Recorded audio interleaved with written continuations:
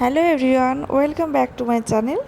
আমার ঐশীপাল ডেলি ব্লগে আপনাদের সবাইকে ওয়েলকাম জানাই। তো সকাল সকাল চলে এসেছি পাশের বাড়ির মামির আর কি আজ গৃহপ্রবেশ হচ্ছে। তো সকাল সকাল উঠে স্নান টান করে চলে এসেছি একটু পুজোর কাজে সাহায্য করবো বলে।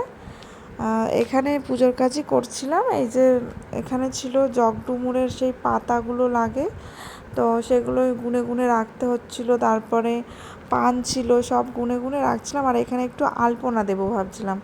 সাইডটা দিয়েছি, এবার মধ্যেখানে একটা ফুল এই সমস্ত কিছু একটা এঁকে দেবো। তারপরে এদিকে কাকি হচ্ছে কাঁঠালগুলো বার করছিল।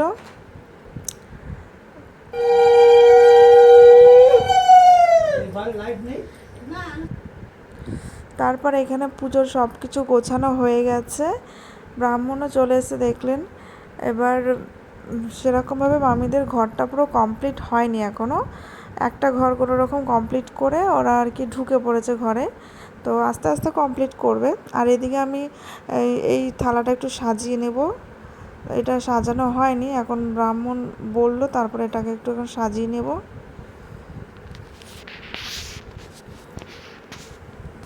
তো এটা আমি আগে সাজিয়ে নিই, তারপরে পরে আসছি।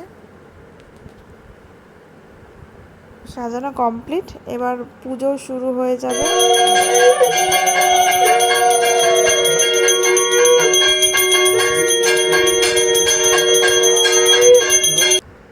তারপর ওদিকে পুজো হচ্ছিলো, আমি একটু এদিকে চলে আসলাম সকালে একটু সবার খাবারগুলো দেওয়ার জন্য। এদিকে কচুরি পরোটা এগুলো আনা হয়েছিল, তো এগুলো দিচ্ছিলাম। তারপর আবার পুজোর এখানে আসলাম, যজ্ঞ হচ্ছে। তো এখানে কি কি লাগবে একটু হাতে এগিয়ে এগিয়ে দিচ্ছিলাম।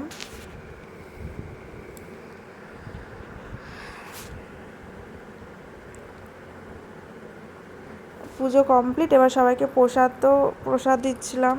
সবই মোটামুটি করেছি সকাল থেকে উঠে, আমি না, সব মানে কাকি ছিল, দুজন মিলেই করছিলাম। তারপরে এই যে সবাই খেতে বসেছে। আমার ঐশী তো একা একা খায় না, তো এদের সাথে বসেছে, দেখি কি করে। এবার সবার খাওয়া কমপ্লিট, এবার আমিও খেতে বসে গেছি। এখানে ডাল, তারপরে পটল ভাজা, আলু ভাজা, কাঁকরোল ভাজা, তারপরে সোয়াবিন, আরও ছিল দই মিষ্টি চাটনি, আমি ওগুলো নিইনি। তো ঘরটা একটু ঘুরে দেখাই চলুন। এই ঘরটা মোটামুটি কমপ্লিট করে নিয়েছে। তো বাদবাকি আস্তে আস্তে করে এটা রান্নাঘর হবে। আর এদিকে হচ্ছে এটা হচ্ছে বাথরুমটা, এখনও পুরো কমপ্লিট হয়নি।